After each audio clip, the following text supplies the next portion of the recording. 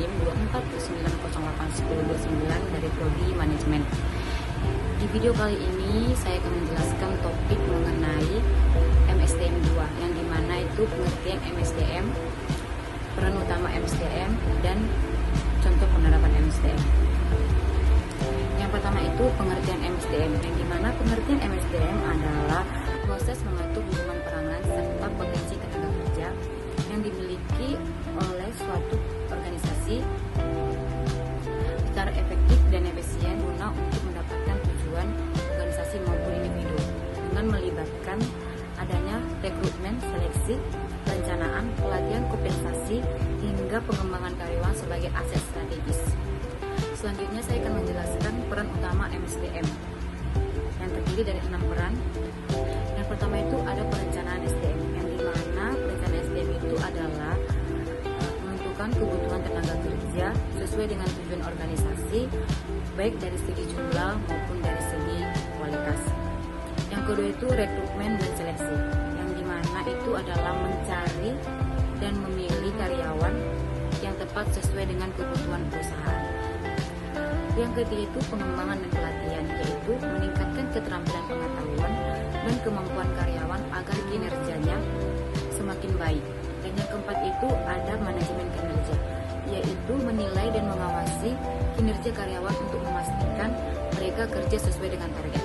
Yang kelima itu ada pemberian kompensasi dan kesejahteraan, atau bisa disebut reward, yang dimana itu adalah mengatur gaji, bonus, tunjangan, dan fasilitas lain agar karyawan termotivasi dan loyal. Yang keenam itu hubungan kerja, yang dimana itu adalah menjaga hubungan kerja harmonis antara karyawan dan perusahaan, termasuk menangani konflik kerja. Selanjutnya saya akan menjelaskan contoh penerapan MSDM di suatu organisasi.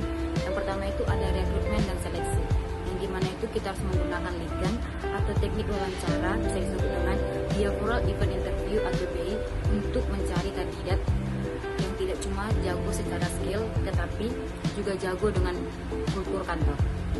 Yang kedua itu ada pelatihan dan pengembangan. Contohnya itu kita lewat program mentoring, rotasi, divisi, dan sertifikasi. Intinya supaya karyawan semakin kompeten dan siap naik jabatan. Yang ketiga itu ada manajemen kinerja atau evaluasi, yang dimana kita pakai sistem terukur seperti KPI atau 360 degree feedback. Tujuannya beri penilaian objektif, jadi pemberian bonus atau promosi ada dasarnya. Yang keempat itu kompensasi atau benefit, yang dimana itu pemberian gaji kompetitif, BPJS, bonus tahunan, hingga jatah cuti. Ini krusial buat menjaga loyalitas supaya karyawan tidak gampang resign. Yang kelima itu ada hubungan karyawan, yang dimana fokus ke work-life balance lewat kerja fleksibel atau remote working, survei kepuasan, dan outing.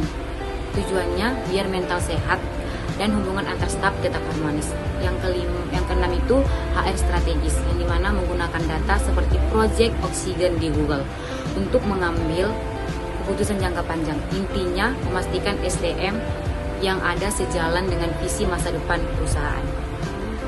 Baik, di sini saya akan memberikan kesimpulan bahwa MSDM itu bukan cuma soal pecat menarik karyawan, tapi strategis buat mengelola manusia dari masuk sampai sukses demi mencapai target perusahaan secara efektif dan efisien. Terima kasih.